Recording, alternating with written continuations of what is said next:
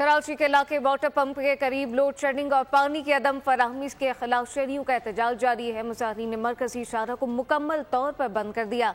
गाड़ियों की तवील कतारें लगाई। मुजाहिरीन कहते हैं कि कई रोज से गैर-एलानिया लोड शेडिंग और घरों में पानी ना होने के बायस शदीद परेशान है। तफसीलात क्या है, इमरान हाशमी से जानते हैं। इमरान, आगाह कीजिएगा।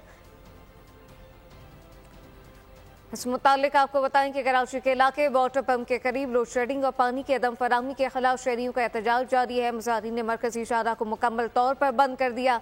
गाड़ियों की लंबी कतारें लग गई हैं। मुजाहिरीन कहते हैं कि कई रोज से गैर-एलानिया लोड शेडिंग और घरों में पानी ना होने के बायस मजबूरन सड़कों पर निकलने पर मजबूर हुए। कराची का इलाका है वाटर पंप, जहाँ पे लोड शेडिंग और पानी की अदम फराहमी के खिलाफ शहरियों का एहतजाज जारी है। मुजाहिरीन ने मरकजी इशारा को मुकम्मल तौर पर बंद किया। गाड़ियों की तफील कतारें लगी, जबकि मुजाहिरीन कहते रहे कि कई रोज से गैर-एलानिया लोड शेडिंग और घरों में पानी ना होने के बायस परेशान है। सब्सक्राइब करें और बेल दबाएं ताकि कोई खबर रह न जाए।